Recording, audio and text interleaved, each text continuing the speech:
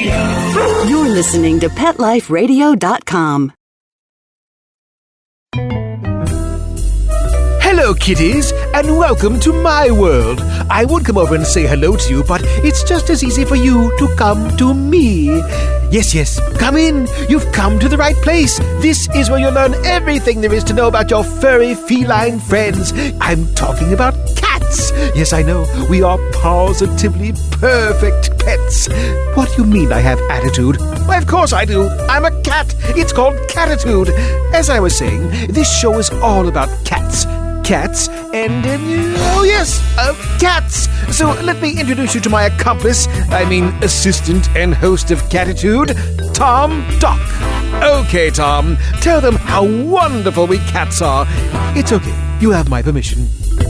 Welcome back to Pet Life Radio, and this, of course, is the Cattitude channel with your feline host, Tom Doc. That is me, and I'm so glad that you're back here with us. We're going to have a fun show today talking about some different breeds of cats and also some of the things that are going on around the news, both animal related. I'm so excited. One of my projects that I have going on is very close to completion, and I hope during our next show that we'll be able to actually talk about it. But we're in the midst of developing a website that is not only going to be a pet-friendly community, in other words, a place where people can come and talk about all of their pets, whether they be feline, canine, fishy, reptile, or whatever you would like to have. But this website is also going to have veterinarians available for you to ask questions. My friends from the Veterinary News Network are volunteering their time to actually get on and answer these questions. It won't be a live chat type situation, but it will be more along the lines of a forum message board. So you can get on there, you can type your question about your kitty, and then get an answer from a real live doctor of veterinary medicine. And you know how important I think that is. I just think there's lots of people out there who like to talk about pets, whether they are breeders, whether they're dog trainers, pet psychics, or whoever. And God love them. I know they love what they do, and I know that they've got some pretty good intelligence. But here's the bottom line. The only person who really, truly knows medically what's going on with your animal is your veterinarian. And that's why you should only take advice from a doctor of veterinary medicine. So hopefully, everybody cross your fingers, and of course all you polydactyl cats out there, cross all of your fingers. Hopefully we will have this new site up and ready within, hopefully by the time you get the next show here. It's the beginning of February right now, and we are so close to having it ready, but of course a lot's going on. I'm very excited also because I'll be heading out to the Western Veterinary Conference very soon here, and of course the Western Veterinary Conference is one of the largest conferences in the world. I get to see a lot of my friends that I don't see very often, maybe just once a year or so, and it's just a real good time. We produce a television show out there, the News Hour, and of course I get to learn a lot too. Let's talk a little bit about what's going on in the news. You may already know this. February, not sure when you're listening to this since it's a podcast, but February is National Pet Dental Health Month. So certainly, if your little kitty is going in for a checkup this month, ask your veterinarian to take a look at the teeth real closely and take a listen to them as they talk about the need for dental care with our kitties. A lot of us like to feed wet food, and I think that's a great thing to help the kidneys stay real hydrated and help the cat stay real well hydrated. But wet food can be kind of sticky on the teeth, and so we need to take some steps to make sure that we don't have a lot of plaque and tartar buildup and have our kitties lose their teeth early. I don't recall the exact percentage, but somewhere along the lines of 40% of cats who look like they have an absolutely normal mouth, when you look at the mouth with x-rays, just like your dentist will do your x-rays, what's going to happen is you're going to see lots of problems underneath the gum line where nobody can really see what's going on. So just a word to the wise, make sure that your kitty's teeth get checked out when you go to the veterinarian anytime in the future. And of course, this is good all year long. Okay, February is just a month where the veterinarians like to promote Pet Dental Health Month, but really it's an important thing all year long, as is this little bit of information too. This is also February is Spay and Neuter Month, along with Prevent a Litter Month. The North Shore Animal League tends to promote these, and of course we want to do all we can to make sure that there's not a lot of pets who aren't getting homes. We know that the shelters are full of our furry friends, especially cats. It's very difficult, having worked in a shelter situation, sometimes to place cats in homes. And as you know, a lot of feral cats get caught. So do what you can to help prevent litters and prevent pet overpopulation by spaying or neutering your cat if you are not going to breed them. I think that if you are wanting to breed, certainly talk with your veterinarian, talk with somebody who already breeds cats, and find out from them all of the information that you need and all of the work that it's going to take to raise those kittens and find them to good homes and everything like that. All right, enough little soapboxing here.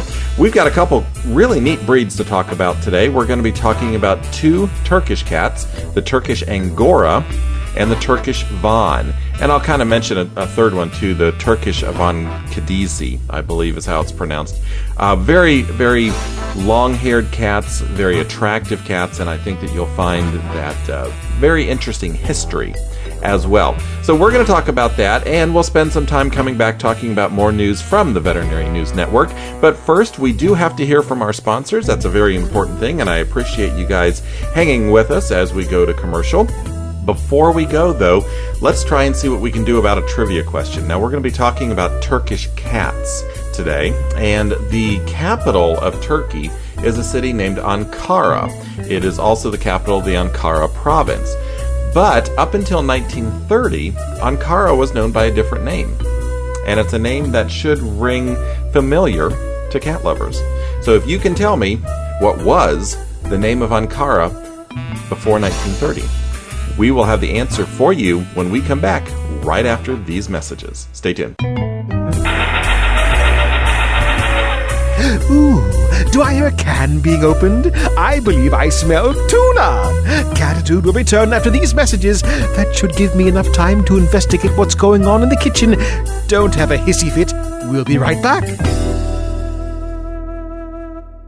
I love cleaning the litter box, said no one ever. Luckily, there's World's Best Cat Litter, the litter that promises less mess with less litter. Only World's Best Cat Litter uses the concentrated power of corn to quickly trap odors in tight clumps. And quick clumping means you never have to chisel or scrape the box. Less cleanup with less wasted litter? That's a litter bit amazing. Save $2 on World's Best Cat Litter. Visit www.saveonworldsbest.com.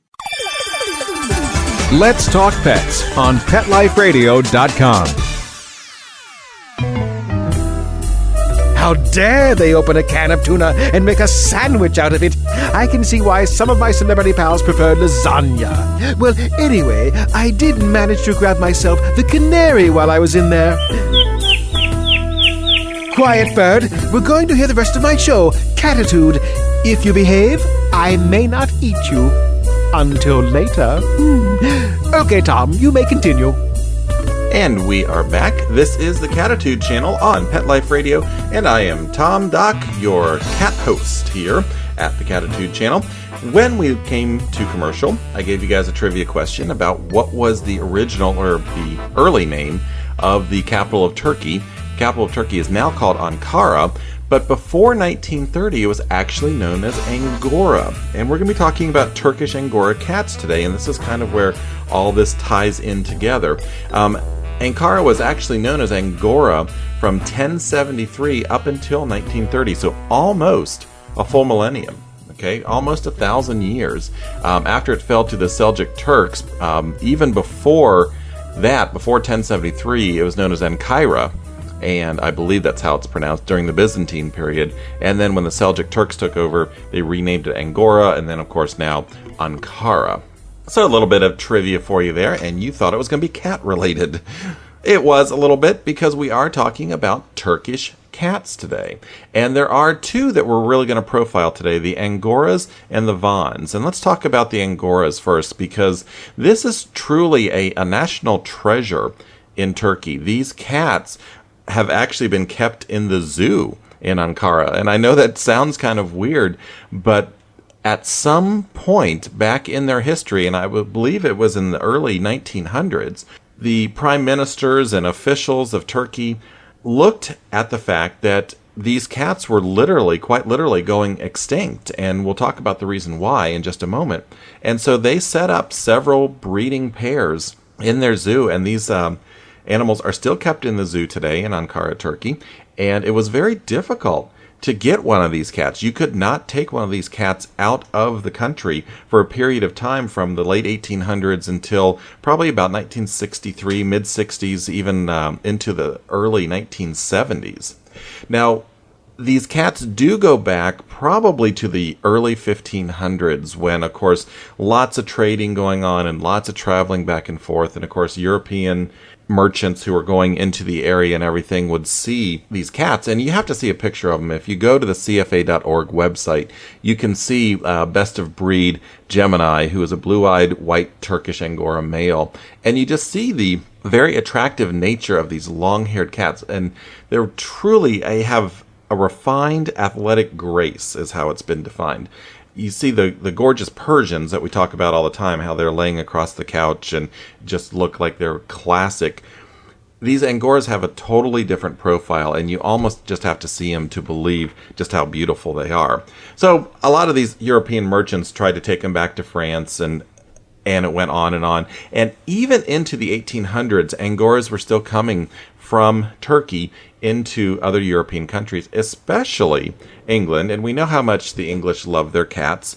But what happened at this point in time, and this is why the Turkish government decided to start their own breeding program, is the Angoras were so important in the Persian breeding programs. Now, remember several shows ago how we talked about early Persians, and they had kind of that coarse hair. They did not have the real fine hair that we see with Persians today. Well, the fine hair really is coming from the Angoras. A lot of Angoras were used in the Persian breeding programs, but unfortunately what happened was the Angora genes, the Angora cats themselves, were really lost out to the Persians because all the Europeans, especially the English, wanted Persians, and so they just outcrossed to the Angoras to try to get that coat texture.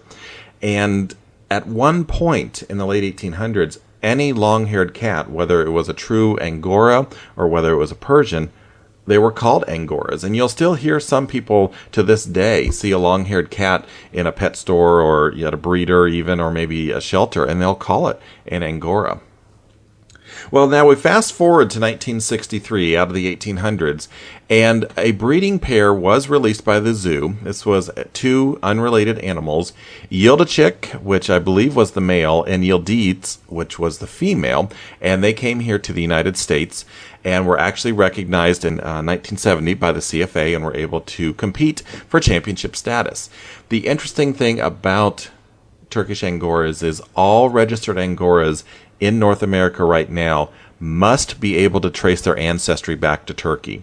Again, we're only talking about 45 years or so here, and although that can be a lot of cat generations, certainly, we know that if it's an Angora cat in the United States right now, it has to be able to go back to those original cats from Turkey.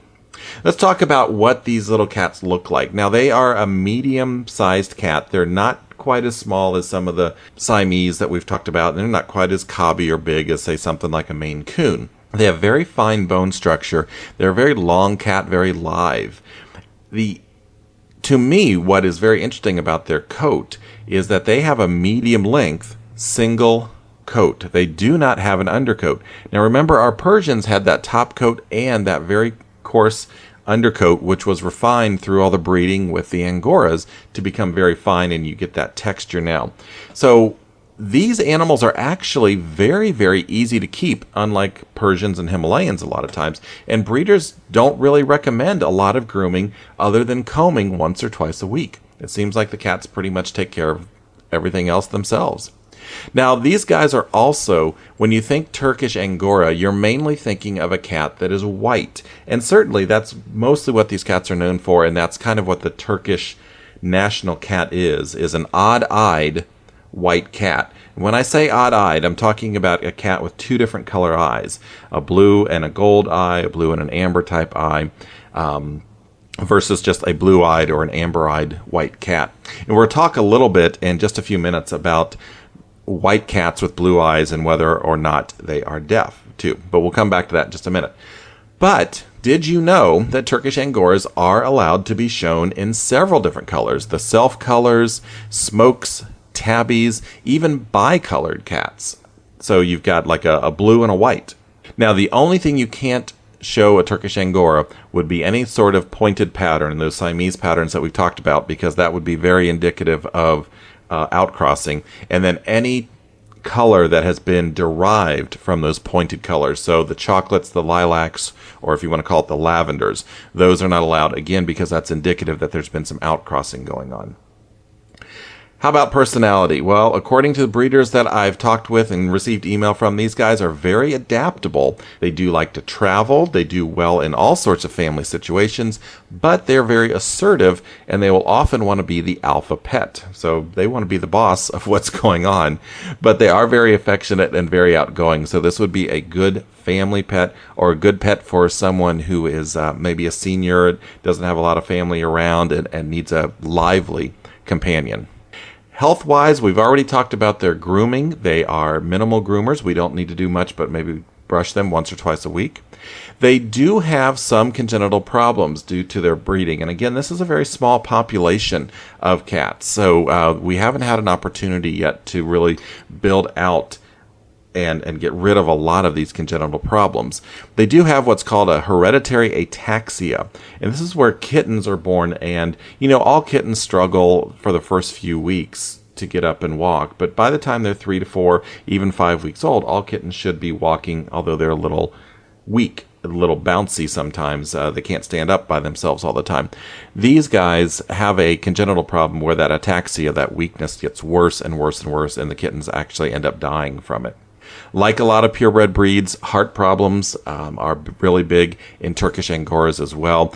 And we talk about the congenital deafness. Now, you've all heard the stories about white cats with blue eyes being deaf. And if they have one blue eye, they're deaf in that ear as well. Now, that is true. That can happen. But not all white cats with blue eyes are deaf. And it ends up being that only a small percentage of total cats, like less than 0.25%, end up being deaf, and only about 5 to 10% of white cats with blue eyes end up being deaf. And that's because of the gene interactions that we have going on. There's several different ways that you can create an all-white cat, and in the case of a Turkish Angora, the white is a dominant color. It's basically white over something else. So genetically, maybe the cat is a tabby, or maybe the cat is self-blue. But because of this white gene, it's the W gene, it masks out all other colors, and so the cat appears to be white. Now, obviously, with some of the other tabbies and some of the other self-colors that are showing up in the Angora programs, this can be changed, and so that you don't have to have a totally solid white cat. But I just wanted to let you know that when you see a white cat, when it has blue eyes, it doesn't always mean that it's deaf. Now, a little bit more trivia for you here. The Turkish Angora was actually used by South Korean scientists to create, believe it or not, glow-in-the-dark cats. Now, the South Koreans are very big on cloning right now and a lot of bioresearch. And what they were doing is they were actually looking for the presence of a certain protein, and having a marker that was easy to see, i.e. glow in the dark, was one way that they did it. And of course, this has a lot of scientific reasoning behind this. This is something that they're going to use to search for certain disease processes in animals and people, and certainly you're not going to find glow-in-the-dark cats on the market anytime soon. All right, next up, we're going to talk about the Turkish Vans. And when you first hear about these cats, you might think that they are very closely related to Turkish Angoras, but that is not the case at all.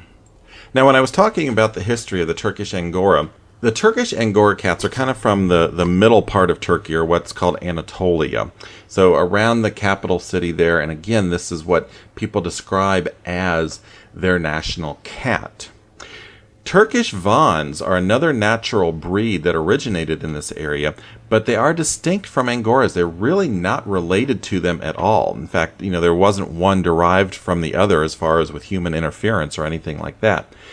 Now, the term Van, V-A-N, is a very common term in Turkey, and it came about because there's a lake there in eastern Anatolia called Lake Van, and there were two English photojournalists there during the 50s who saw these cats, and the difference between a Turkish Angora and a Turkish Van doesn't appear on first glance to be much, but the Turkish Vans are an all-white cat that have colored markings on the head and the tail. And that patterning is now known as the Van patterning, and you can actually see this showing up in other breeds like Van Persians and Van Maine Coons. I think actually there's a movement afoot in CFA to change the title instead of Van Persians, to change it to Persian with Van markings, something along those lines, or Persian Vans. I think they want to get away from confusing people with the Turkish Van from the Persian or the Maine Coon type. So these ladies, who were the photojournalists, found these cats, and they saw them. They're just running around wild, and thought they were absolutely beautiful. And they brought them to England in 1955, and some of them started showing up in the United States around 1982, and just a few years later, in 1994, they were recognized for championship status by the Cat Fanciers Association, by CFA. So, and again, these are white cats that have a colored tail and colored marking on the head. But what this is going to confuse you a little bit. These are truly, again, not white cats.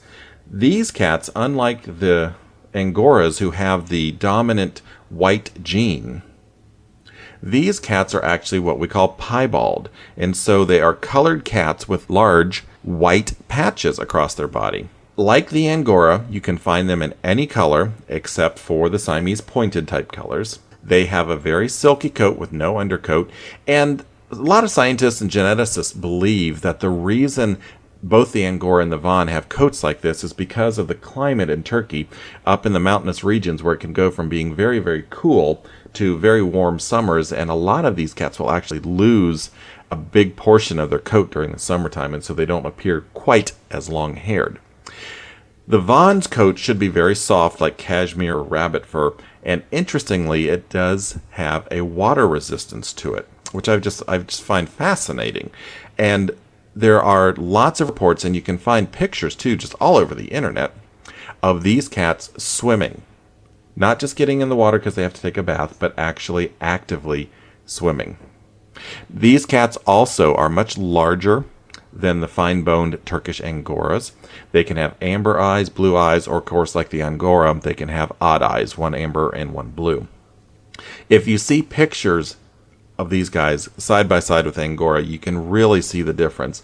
One breeder told me that when a Turkish Van takes off from your desk or from a chair, they are so big and so massive that they actually, papers go flying or your chair goes flying backwards, unlike the Angora, who is a much more delicate cat. As far as personality goes, the Turkish Vans, like I said, love water, but every breeder that I spoke with came across with just two words: loving and loyal. So, very, again, a good family pet, a pet who might give you lots of antics to laugh at. Very healthy cat. These guys do not seem to have any congenital problems whatsoever that I could find, unlike the Angoras that have the hypertrophic cardiomyopathy, the heart problems, and the hereditary ataxia.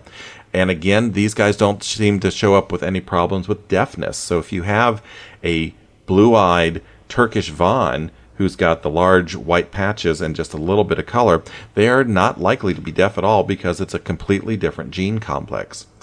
Genetics is just fascinating to me, and I know you guys hate for me to run on and on and on about it, but I just absolutely adore it. There is a third Turkish cat. It's called a Van Cattitude, and I wasn't able to find much out about them. They've got a little bit longer fur, a little bit longer coat than the other two, but they just come from a different area, and so they're unique in the fact that They just come from a different area of Turkey, and we're really not seeing them here in the United States as much right now. That, of course, may change as people's tastes differ and as people find out more about them. Okay, we are running short on time, so I need to get you guys to a commercial, and when we come back, we'll talk a little bit more about news of the day, what's going on over the next few weeks in veterinary medicine, and we'll also have some news from the Veterinary News Network. Stay tuned, we'll be right back. Ooh, do I hear a can being opened? I believe I smell tuna. Cattitude will return after these messages. That should give me enough time to investigate what's going on in the kitchen. Don't have a hissy fit. We'll be right back. Molly, here's your dinner. Zeus, that's not your food. Don't let that happen to your precious cat. Elevate your cat's eating experience with the Cat Tree Tray. The Cat Tree Tray keeps your cat's food off the floor and conveniently located on the cat tree. It's the perfect way to eat. It's a beautiful wrought iron tray that easily attaches to your cat tree and keeps dogs and other critters out of your cat's dish. A must for multi-pet households. There's a 6-inch tray for large bowls and a 4-inch tray for smaller bowls. Purchase your Cat Tree Tray today. Go right now to cattreetray.com. That's cattreetray.com. CATTREETRAY.com. Let's Talk Pets on PetLifeRadio.com. How dare they open a can of tuna and make a sandwich out of it? I can see why some of my celebrity pals prefer lasagna. Well, anyway, I did manage to grab myself the canary while I was in there. Quiet, bird. We're going to hear the rest of my show, Cattitude. If you behave, I may not eat you. Until later. Okay, Tom, you may continue. And thanks again for hanging with us here on the Cattitude channel at PetLifeRadio.com. I am Tom, and we're going to be ending up the show here in just a few minutes. But I want to talk with you guys a little bit about some of the things that are going on in the news animal-wise. We've already mentioned that it's Pet Dental Health Month, as well as Spay and Neuter your pet and Prevent a Litter Month here. And again, this is February when I'm making this show. I found a couple interesting things, maybe not so much cat-related, but scientists were able to resurrect an extinct animal through cloning recently. There is a type of sheep found over in, I believe, the Pyrenees Mountains, over around France and Spain. And we're going to see if we can't find out a little bit more information. But what they did was these animals were slowly dying off, and in the 1990s, there was one or two left. In fact, I think it was just one female that was left in the area. And scientists went and actually took skin cells from her ears. And this was an extinct ibex, I-B-E-X, a Spanish ibex, actually, or excuse me, a Pyrenean ibex. And they were actually declared extinct in 2000 after the last female was found dead in northern Spain. But like I said, they did preserve some skin samples, and they were able to insert the DNA from this Pyrenean ibex into domestic goat eggs. And so they're able to clone this Pyrenean ibex, and she's also known as Bucardo. And this was the very first time that we've ever cloned an extinct animal. Unfortunately, what happened, this animal did die, and it was born, but it died about 7 minutes after birth due to physical defects in its lungs.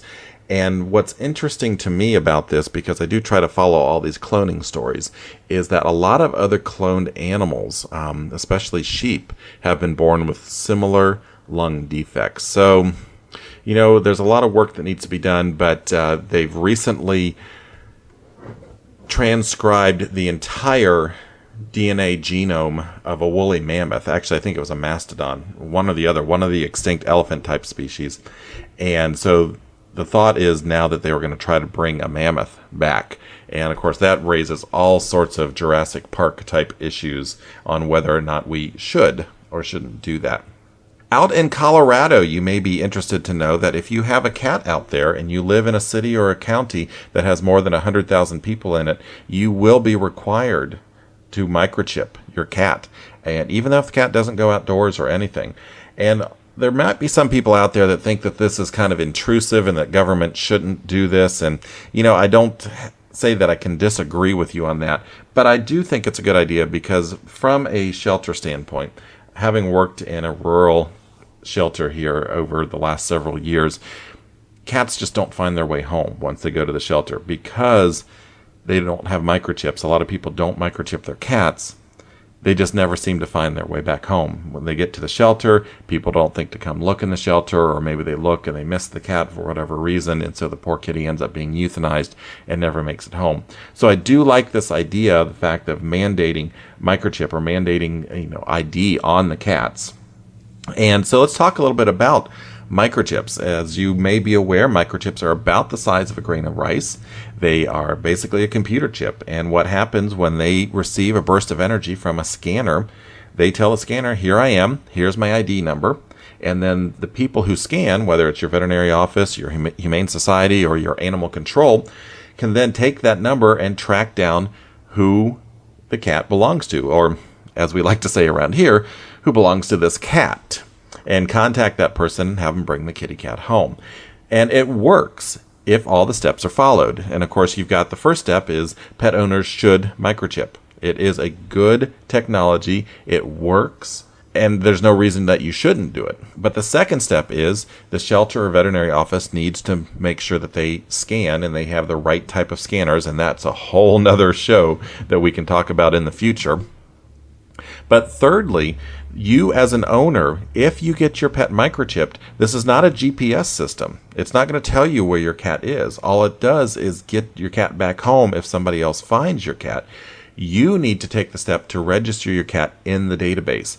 And many, many people don't do that. Some of the statistics that I saw at one point in time was less than 50% of people who get microchips ever follow through and register their animals. And so what happens is if the microchip is given out by a shelter, if the microchip is implanted by your veterinarian, what happens is if you don't follow through and actually register your pet with that company, then when your pet's lost and the shelter calls and says, hey, who is this pet registered to? It's going to come back the veterinarian or the shelter that implanted the chip in the first place. And that's just another step and more time until your animal gets home with you. So if you're going to microchip, make sure you follow through and definitely fill out that database.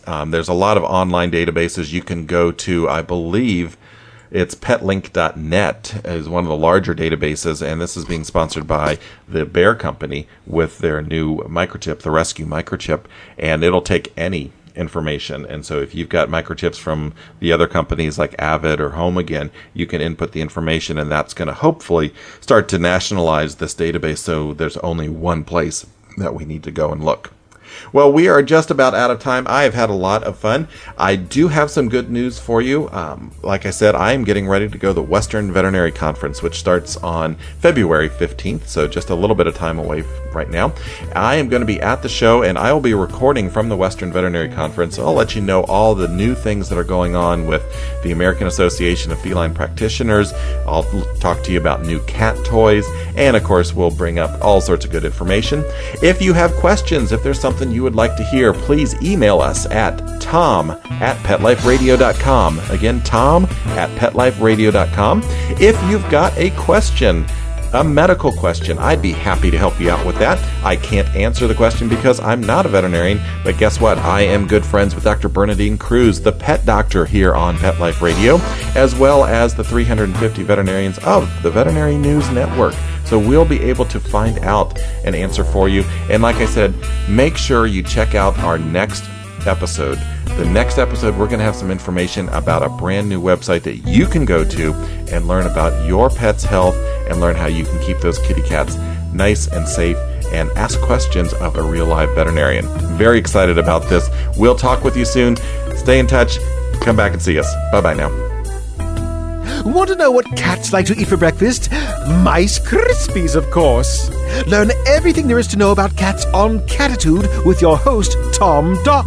Each week, we'll spotlight a cool cat breed, give up-to-date advice on cat health, and check out spiffy new cat products. So curl up on the couch every week for a perfectly enjoyable time on Cattitude, every week on demand, only on PetLifeRadio.com.